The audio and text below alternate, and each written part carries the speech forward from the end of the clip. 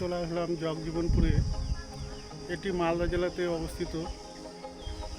এটি একটি ঐতিহাসিক স্থান এবং এটি পাল যুগের নিদর্শন। আমরা জানি বাংলার ইতিহাসে প্রথমে মৌর্য সাম্রাজ্য আসে, গুপ্ত সাম্রাজ্য আসে এবং তারপরে পাল যুগের সূচনা হয়। এটি একটি পাল যুগের নিদর্শন।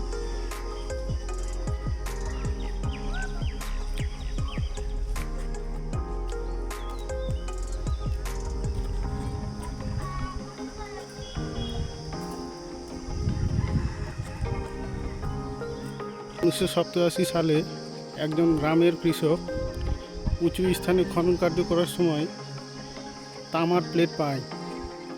তামার প্লেটটি প্রায় 13 কেজি ওজন ছিল এবং তামার প্লেটটিতে সংস্কৃত ভাষায় শিলালিপি লেখা ছিল। সেই শিলালিপিতে মহেন্দ্র পাল রাজার কথা উল্লেখ করা হয়েছে, কিন্তু ইতিহাসে মহেন্দ্র পাল বলে ইতিহাসে আমরা পড়তে পারি না। মহেন্দ্র পাল প্রত্নতাত্ত্বিকবিদরা ওই জন্য মহেন্দ্র পালের কথাটি বইয়ে লিপিবদ্ধ করার জন্য রিকোয়েস্ট করেছে গভর্নমেন্টকে। মহেন্দ্র পালকে বলা হচ্ছে দেব পালের পুত্র।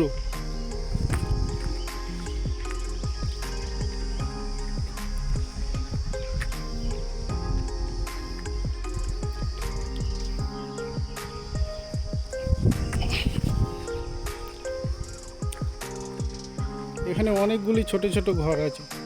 এখানে বলা হচ্ছিল যে এখানে একটা বৌদ্ধ বিহার হয়েছিল। বৌদ্ধ বিহার মনে হচ্ছে বৌদ্ধ সন্ন্যাসীরা বৌদ্ধ ধর্ম সম্পর্কে আলোচনা করার জন্য এখানে একত্রিত হয়েছিলেন। বৌদ্ধ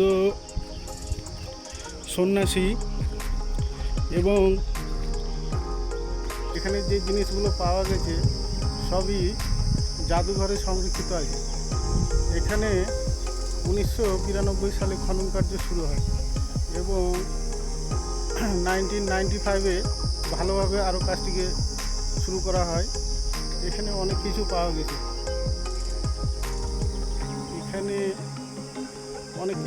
গেছে।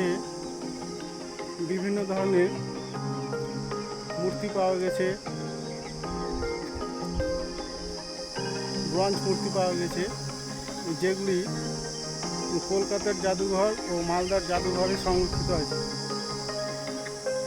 আমরা জানি যে পাল যুগের প্রথম রাজা হচ্ছে গোপাল। পাল যুগের প্রথম রাজা গোপালের রাজত্বের ঠিক আগেই মৎস্যন্যায় শুরু হয়েছিল এবং গোপাল এসে বাংলাতে একটি সুশাসন স্থাপিত করেছিল।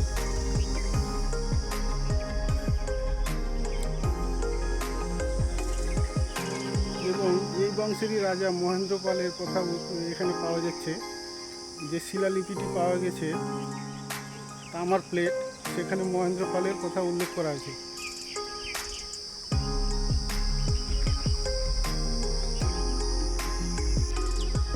দরকার তার কারণ এই জায়গাটির ঐতিহাসিক ভ্যালু অপরিসীম। পাল যুগের মতো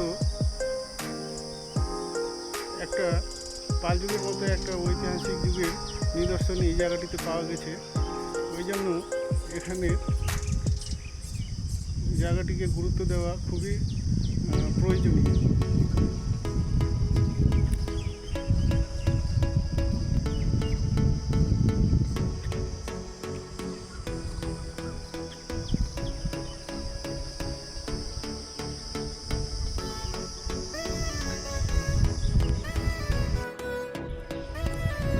ভবনটির চারিপাশে এরকম গম্বুজের মতো আছে। এগুলি বহিঃশত্রু আক্রমণের হাত থেকে রক্ষা করার জন্য এই গম্বুজগুলোকে বানিয়েছিল।